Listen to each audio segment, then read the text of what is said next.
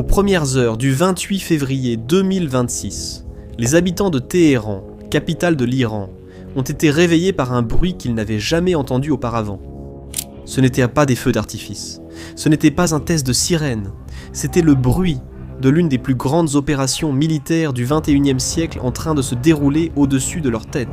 En quelques minutes, 200 aéronefs ont déchiré le ciel iranien.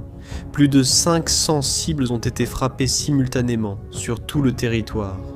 Des bâtiments qui existaient depuis des décennies se sont transformés en décombres en quelques secondes.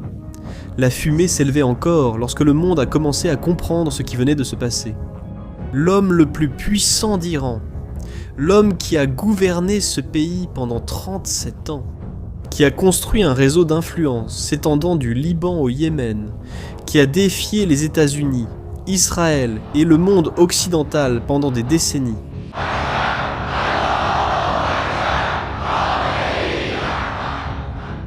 Il était mort. Et voici le détail que la plupart des médias ne racontent pas correctement. L'Iran était en train de négocier la paix à ce moment-là. Maintenant, à 2h13, les États-Unis et l'Iran ont mené, ce jeudi, une nouvelle série de négociations sur ce programme nucléaire iranien. Eliseu Ketano intervient en direct de Miami. Eliseu, les États-Unis auraient-ils déjà décidé une attaque contre l'Iran ? 2 jours avant les attaques, un médiateur a déclaré publiquement qu'un accord était à portée de main. Et, 2 jours plus tard, le régime a tout perdu. Ce n'était pas un accident. L'Iran a creusé sa propre tombe, et cette vidéo va expliquer comment.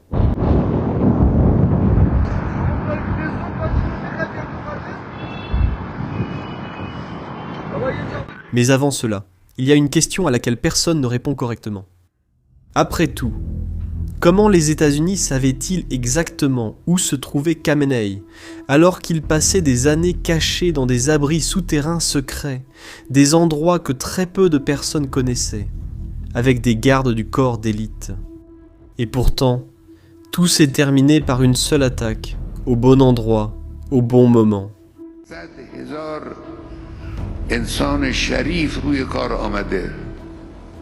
Ce qui s'est passé dans les coulisses de cette opération est l'une des histoires les plus extraordinaires de l'histoire militaire moderne. Et c'est exactement ce que vous allez découvrir dans cette vidéo. Pour comprendre comment l'Iran en est arrivé là, vous devez répondre à une question que peu de gens posent. Pourquoi maintenant ? Pourquoi pas 5 ans plus tôt, alors que l'Iran était déjà une menace ? Qu'est-ce qui a changé ? La réponse tient en un seul chiffre. Voyez-vous, l'Iran n'est pas un petit pays, il compte 92 millions d'habitants, une civilisation millénaire, et un régime qui depuis 1979 a passé des décennies à construire un réseau d'influence dans tout le Moyen-Orient. Il finançait le Hezbollah au Liban, le Hamas à Gaza, les Houthis au Yémen et des dizaines de groupes armés en Irak. Mais il y avait quelque chose d'encore plus dangereux que tout cela. À la mi-2025, l'agence nucléaire de l'ONU a confirmé que l'Iran avait accumulé suffisamment de matière radioactive pour construire 9 bombes atomiques. 9. Le régime pensait que c'était du pouvoir, pensait que c'était une protection, mais c'est précisément ce programme qui a mis l'Iran dans la ligne de mire. Pour Israël et pour les États-Unis, ce chiffre était inacceptable. Et, en juin 2025, Israël a lancé la plus grande offensive aérienne de son histoire contre l'Iran. Mais, contrairement à un bombardement classique, cette opération avait une caractéristique que le monde n'avait jamais vue. Des mois avant les attaques, des agents du Mossad, le service secret israélien, avaient déjà été secrètement placés à l'intérieur même de l'Iran. Ces agents ont utilisé des drones pour détruire les systèmes de défense aérienne iraniens de l'intérieur. C'est comme si quelqu'un entrait chez vous, désactivait l'alarme, puis prévenait les autres dehors que la porte était ouverte. Les États-Unis sont ensuite intervenus, avec des bombardiers B-2 Spirit, des avions pratiquement indétectables par radar, transportant les plus grosses bombes non nucléaires jamais fabriquées. Ces bombes ont été conçues pour pénétrer des dizaines de mètres de roches et de béton avant d'exploser.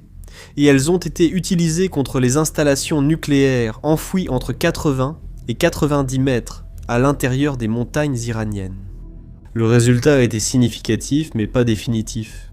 Le programme nucléaire avait été ébranlé mais pas détruit. Et c'est ici que l'Iran a commis l'erreur qui va définir cette histoire. Au lieu de négocier, ils ont préféré annuler toute coopération avec les inspecteurs internationaux. Ils ont fermé les portes et ont continué à construire en secret. L'Iran creusait sa propre tombe sans s'en rendre compte. En février 2026, des séries de négociations ont eu lieu entre les États-Unis et l'Iran, avec le pays arabe d'Oman jouant le rôle d'intermédiaire. Le 26 février, cet intermédiaire a déclaré publiquement qu'un accord de paix était à portée de main. Le monde a poussé un soupir de soulagement. Mais 2 jours plus tard, l'agence nucléaire de l'ONU a découvert quelque chose qui a tout changé. L'Iran avait caché du matériel nucléaire hautement dangereux dans une base secrète qui ne figurait sur aucune carte officielle. Elle n'avait jamais été déclarée et avait survécu intacte à toutes les attaques précédentes. Alors qu'il était assis à la table des négociations, l'Iran continuait de construire en secret. Et maintenant, dites-moi, si vous découvriez que quelqu'un vous trompait chez vous, tout en faisant semblant de négocier de bonne foi, essaieriez-vous encore de faire la paix ou réagiriez-vous ? Dis-le-moi dans les commentaires. C'est là que l'Iran a signé son arrêt de mort. Le lendemain matin, les attaques ont commencé. Maintenant, revenons à la question centrale. Comment les États-Unis et Israël savaient-ils exactement où se trouvait Khamenei ? Khamenei vivait dans une peur extrême pour sa sécurité. Depuis des mois, des informations circulaient, selon lesquelles il se cachait dans un abri souterrain secret. Il apparaissait rarement en public, mais à l'aube du 28 février, il était au travail, dans son bureau, dans le complexe Beit Arbari, la résidence officielle et le centre du gouvernement du guide suprême, au cœur de Téhéran. La CIA a suivi ses mouvements avec précision, a identifié son emplacement exact et a transmis cette information en temps réel aux forces aériennes israéliennes. Le porte-parole de l'armée israélienne l'a confirmé par la suite. Il y a eu une planification conjointe entre les 2 pays au cours des mois précédents. Lorsque la fenêtre d'opportunité s'est présentée, la décision a été prise immédiatement. Après avoir éliminé les têtes du régime de terreur iranien lors de l'opération d'attaque initiale, nous éliminons maintenant systématiquement le noyau de son infrastructure et frappons le régime en profondeur.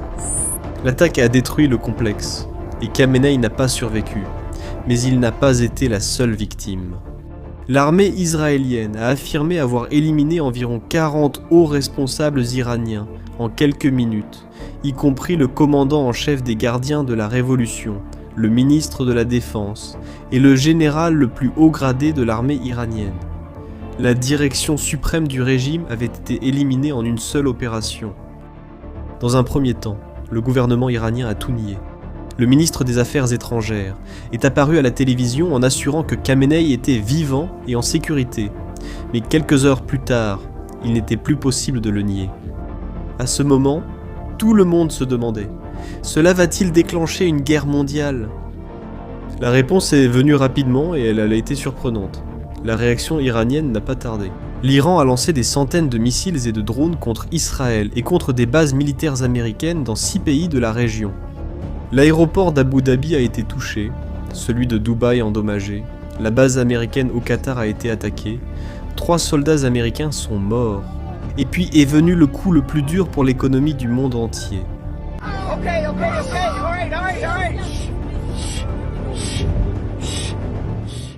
Les gardiens de la révolution iranien, le principal bras armé du régime, ont envoyé un message radio aux navires dans le golfe Persique.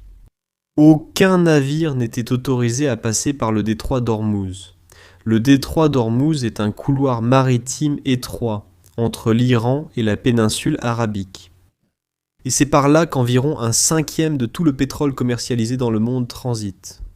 En moins de 24 heures, le nombre de pétroliers dans la région a diminué de moitié. Le prix du baril a immédiatement augmenté et les spécialistes ont lancé l'alerte. Si le blocus persistait, l'impact se ferait sentir dans le monde entier, aux stations-service, dans les supermarchés, sur les factures d'énergie. Mais voici quelque chose qui révèle l'ampleur de l'erreur commise par l'Iran.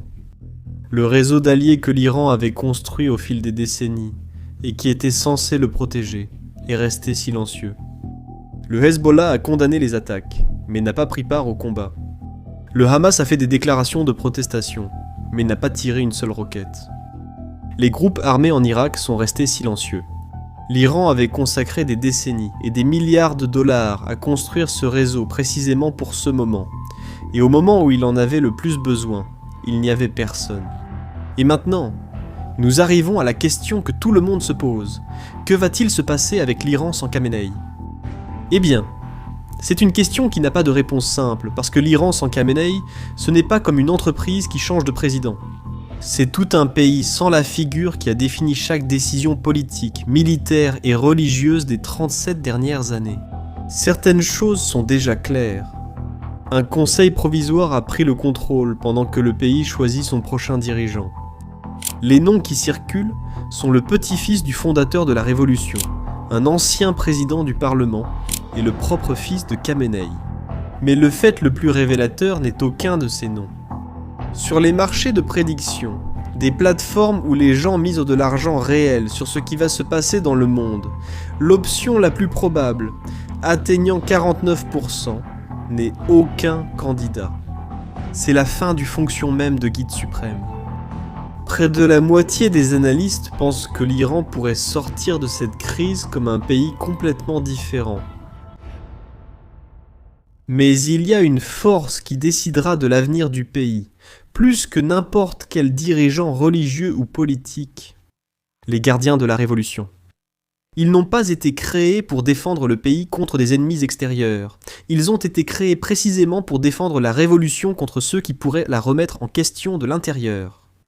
Avec 190 000 soldats et un réseau de milices répartis dans toute la société iranienne, ils sont le pilier qui soutient le pouvoir. Et, comme l'a résumé directement un analyste américain, éliminer Khamenei n'est pas la même chose qu'éliminer le régime. Les gardiens de la révolution, c'est le régime. Ce qui émergera probablement du chaos ne sera pas une démocratie, mais ce ne sera pas non plus le même gouvernement religieux qu'avant. Ce sera quelque chose de plus militaire, plus axé sur le nationalisme iranien et possiblement encore plus difficile à prévoir. Le programme nucléaire iranien a été ébranlé, mais pas détruit. Les bombes ne peuvent pas détruire le savoir pour en fabriquer. Un nouveau gouvernement pourrait suivre cette voie, avec encore moins de limites. Et la voie de la diplomatie a été fermée de la manière la plus abrupte possible, 2 jours après qu'un intermédiaire ait déclaré que la paix était à portée de main.